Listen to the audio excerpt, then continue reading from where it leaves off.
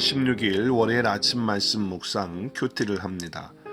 나를 믿는 자는 내가 하는 일을 그도 할 것이요 또한 그보다 큰 일도 하리니 이는 내가 아버지께로 감이라. 예수님이 육체로 계실 때에는 그 지역에서만 일을 하셨습니다. 그러나 예수님이 부활 승천하신 후 주를 믿는 자들에게 예수님의 영이 임하여 더 멀리 더 많은 사람들에게 온 세상에 주의 일이 나타나도록 하셨습니다. 이것이 더 큰 주님의 일인 것입니다. 그래서 예수님은 나를 믿는 자들에게 주님이 하시는 일보다 더 큰 일을 할 것이라고 말씀하신 것입니다. 주님의 일은 예수님이 그리스도이심을 증거하는 것입니다. 그래서 예수님은 나를 고아와 같이 버려두지 않으시고 진리의 영이신 성령님, 보혜사, 파라클레토스, 즉 돕는 자, 위로자, 상담자의 의미가 있는데 그 보혜사가 내 안에 영원토록 계시도록 해주셨습니다. 이 보혜사 성령님이 내 안에 오시면 내 욕심을 따라 구하고 기도하는 자가 아니라 하나님의 뜻을 구하는 자가 되어 아들의 이름으로 기도함으로, 즉 아들 안에서 함께 기도함으로 아버지가 영광을 받으시는 것입니다. 예수님의 이름으로 기도한다는 것은 결제용 도장을 말하는 것이 아닙니다.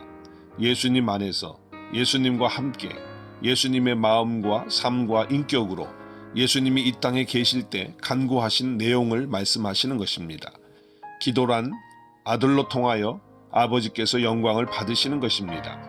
그래서 예수님이 아버지께 영광을 드린 것은 세상의 것이나 세상의 업적을 이루는 기도가 아니라 아버지의 뜻을 이루는 기도를 통하여 이루신 것입니다.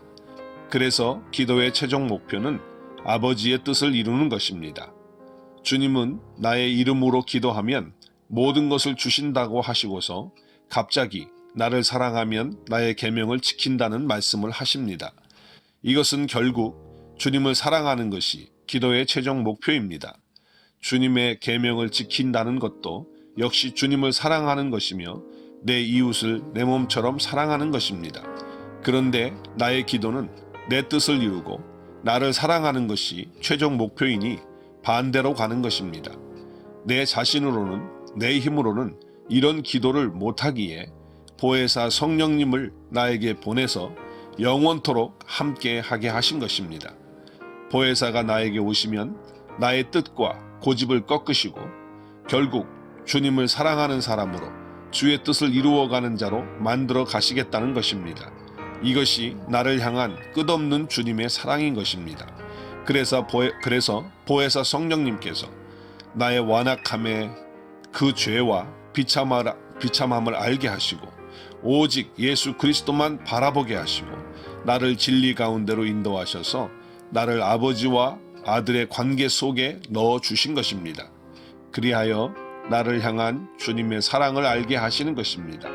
결국 주님의 사랑에 내가 항복하게 하여 나 같은 죄인 살리신 주 은혜 놀라워 하고 감사하고 찬양하게 되어서 하늘의 기쁨을 맛보게 하신 것입니다. 그러므로 세상에서 성공하기 위한 그러한 보혜사가 아니고 세상에서 출세하는 데 도움을 주는 성령님이 결코 아닌 것입니다.